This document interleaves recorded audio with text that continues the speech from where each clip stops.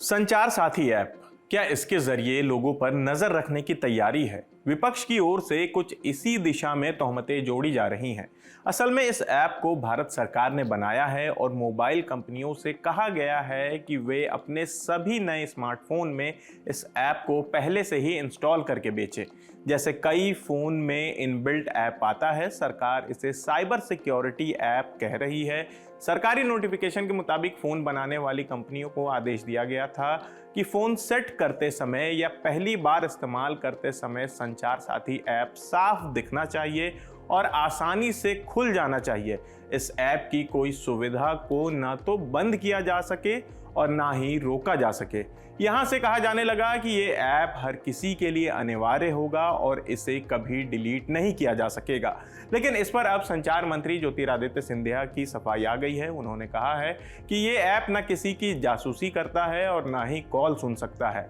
आप चाहें तो इसे चालू या बंद रख सकते हैं। अगर आप संचार साथी को इस्तेमाल नहीं करना चाहते हैं तो इसे डिलीट भी कर सकते हैं। यह पूरी तरह ऑप्शनल है। कोई मैंडेटरी नहीं है। आप अगर रजिस्टर नहीं करना चाहते हो, मतलब कि उदाहरण के तौर पे इस ऐप का उपयोग नहीं करना चाहते हो, तो रजिस्टर मत करो, वो डोरमेंट रहेगा। डिलीट करना है तो डिलीट कर लो। पर क्या हो, एक मिनट, पर हर व्यक्ति को देश में नहीं मालूम कि मुझे फ्रॉड से प्रोटेक्ट करने के लिए, मुझे चोरी से प्रोटेक्ट करने के लिए ये ऐप है। तो हर व्यक्ति तक ये ऐप पहुंचाना हमारी जिम्मेदारी है। अगर आपको डिलीट करना है तो डिलीट कर दो, नहीं इस्तेमाल करना है तो रजिस्टर मत करो।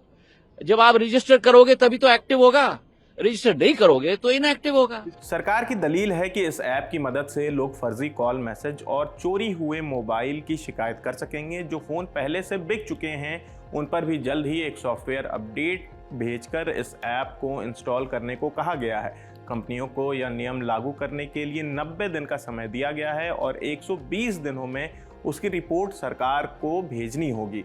अब ऐप का सरकारी परिचय भी जान लेते हैं। ऐप की वेबसाइट में बताया गया है कि संचार साथी दूरसंचार विभाग की एक ऐसी पहल है जो मोबाइल यूजर्स को मजबूत बनाती है, उनकी सुरक्षा बढ़ाती है और सरकारी योजनाओं के बारे में जागरूक करती है।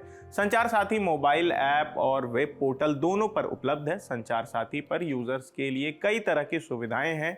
साथ ही कीप योरसेल्फ अवेयर सुविधा के जरिए यूजर्स को सुरक्षा, टेलीकॉम और सूचना सुरक्षा से जुड़े ताज़ा अपडेट और आसान जानकारी दी जाती है। लेकिन संचार साथी ऐप करता क्या है?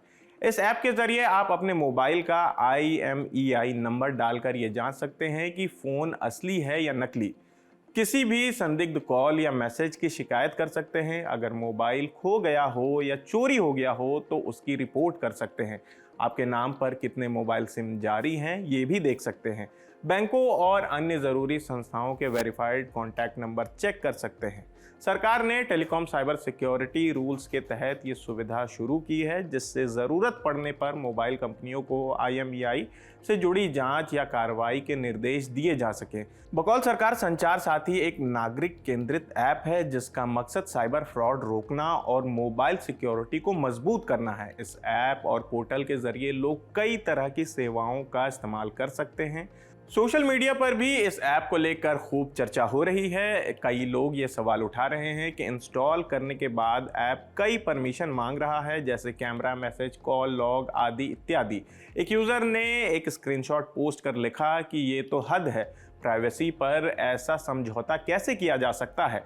सरकार लोगों की निजी जिंदगी से जुड़ा इतना खतरनाक फैसला कैसे ले सकती है? वहीं दूसरे यूजर ने लिखा कि केंद्र सरकार ने मोबाइल कंपनियों को निर्देश दिया है कि सभी नए फोन में अनिवार्य रूप से संचार साथी ऐप पहले से इंस्टॉल होना चाहिए। इस ऐप की किसी भी सुविधा को ना तो बंद किया जा सकता है और ना ही सीमित किया जा सकता है। वहीं इस मामले में कांग्रेस के महासचिव KC वेणुगोपाल ने कहा है कि यह कदम नागरिकों की प्राइवेसी का उल्लंघन है, जो संविधान के अनुच्छेद 21 के तहत जीवन और आज़ादी के मौलिक अधिकार का हिस्सा है। उन्होंने कहा, सरकार हमारे ऊपर नज़र नहीं रख सकती, यह आदेश पूरी तरह असंवैधानिक है।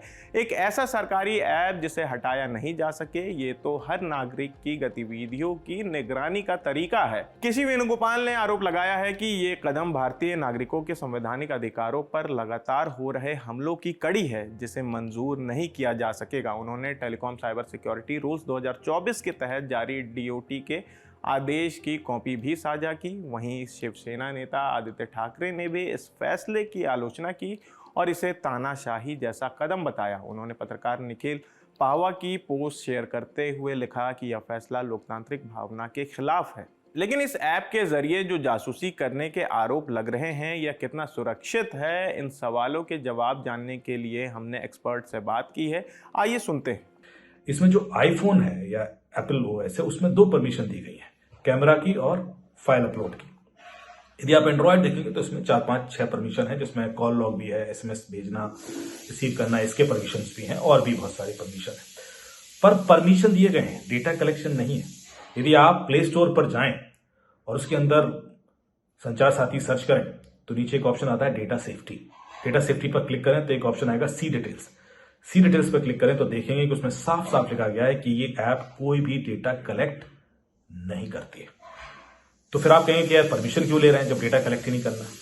इसलिए क्योंकि इस ऐप के अंदर कुछ फीचर हैं जो रिपोर्टिंग के टाइम पर उस परमिशन का एक्सेस चाहिए। जैसे कि आपने कॉल रिपोर्ट करना है तो कॉल लॉग का परमिशन चाहिए। यदि आपको एसएमएस से कुछ एक्सेस करना है तो एसएमएस का परमिशन चाहिए, या आपने ईमेल से कुछ रिपोर्ट करना है। तो इस वजह से वो परमिशन उस समय के लिए ली जाती है जब आप रिपोर्टिंग करते हैं, लेकिन वो डेटा कलेक्शन के लिए नहीं है। यदि होता तो वो प्ले स्टोर पर ये क्लियरली मेंशन होता। और यदि आप ये चेक करना चाहते हैं तो कोई दूसरी ऐप जो आपके फोन में है, फेसबुक है या इंस्टाग्राम है या व्हाट्सएप है, आप उसको भी प्ले स्टोर के थ्रू चेक करके देखें कि वो आपका क्या क्या डेटा कलेक्ट करते हैं। वहीं अमेरिका की टेक कंपनी एप्पल, दक्षिण कोरिया की सैमसंग और चीन की ओप्पो, वीवो और शाओमी, इन सभी कंपनियों से सरकार ने कहा है कि नए मोबाइल फ़ोन में ये ऐप पहले से इंस्टॉल करके ही बेचे।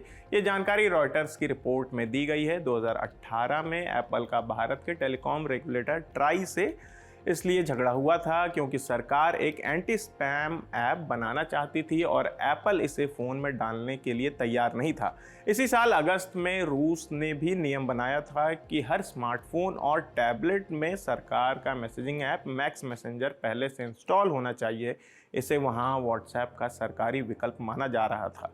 तो फिलहाल इस खबर में इतना ही। आपकी इस खबर पर क्या राय है, हमें कमेंट करके ज़रूर बताएं। मेरा नाम आसिफ है, कैमरे के पीछे हमारे साथी राहुल है। देखते रहिए दी ललन टॉप। शुक्रिया।